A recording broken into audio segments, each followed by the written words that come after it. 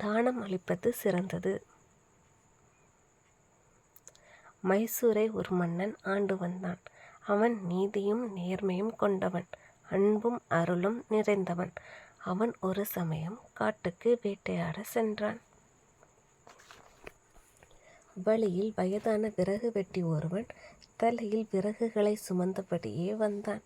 மன்னன் விறகு வெட்டியை பார்த்ததும், தள்ளாத வயதில் இவர் இப்படி கஷ்டப்படுகிறார் என்று வருந்தினான்.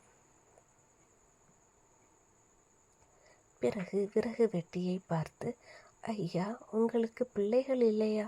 இந்த வயதிலும் இப்படி பாடுபடுகிறீர்களே என்று கேட்டான். அதற்கு விறகு வெட்டி அரசனை பார்த்து, அரசே, எனக்கு பிள்ளைகள் இருக்கிறார்கள்.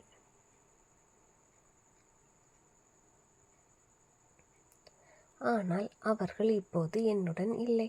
அவர்கள் தங்களுடைய மனைவிமார்களின் பேச்சை கேட்டு தனி குடித்தனம் போய்விட்டார்கள். இப்பொழுது வீட்டில் நானும் என் மனைவியும் மட்டும்தான் இருக்கிறோம்.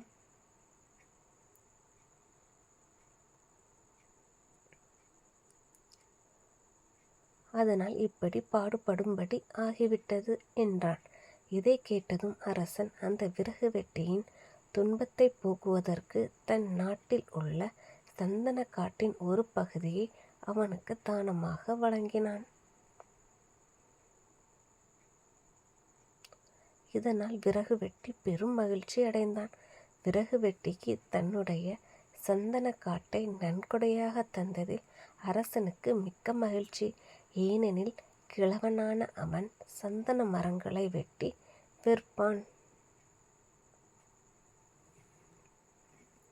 ஒவ்வொரு மரம் 1,00,000 விலை பெறும். அதை கொண்டு வீடு, நிலம் என்று வசதியெல்லாம் பெற்று சுகமாக இருப்பான் என்று எண்ணினான். அரசன் நினைத்தபடியே விறகு வெட்டியும் நடந்து கொண்டான். ஆண்டுகள் பல கடந்தன. அரசன் வழக்கம் போல் வேட்டைக்கு செல்கையில் எதிரே பெரிய செல்வர் ஒருவர் வருவதைக் கண்டான். மக்கள் அனைவரும் அவருக்கு மரியாதை அளித்தனர். அரசன் அந்த பெரியவரை தன் அரண்மனைக்கு அழைத்து வருமாறு காவலர்களை அனுப்பினான். அந்த பெரியவரும் அரசர் ஆணைக்கு கட்டுப்பட்டு பெரிதும் மகிழ்ந்து மன்னர் முன் வந்து நின்றார். அரசன் அந்த பெரியவரை பார்த்து, ஐயா, பெரியவரே, நீங்கள் யார்? உங்களுக்கு இந்த நாட்டு மக்கள் பெரிதும் மரியாதை கொடுக்கிறார்களே, என்ன காரணம் என்று கேட்டார். உடனே அந்த பெரியவர் மன்னரை பார்த்து, அரசே, என்னை தெரியவில்லையா? பல ஆண்டுகளுக்கு முன் உங்களிடம் அறிமுகமான விறகு வெட்டி நான். ஏழ்மையில் வாடுவதைக் கண்டு சந்தன காட்டை எனக்கு தானமாக வழங்கினீர்கள். நான் அந்த மரங்களை வெட்டி நல்ல விலைக்கு விற்று பெரும் பணக்காரன் ஆனேன் என்றார்.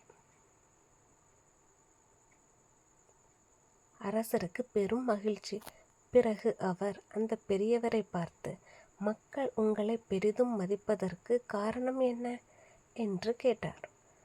அரசே, எனக்கு கிடைத்த பெரும் பணத்தில் நான் பல ஏழை எளியவர்கள் பயன்பெற பள்ளிக்கூடம், மருத்துவமனை கட்டியுள்ளேன்.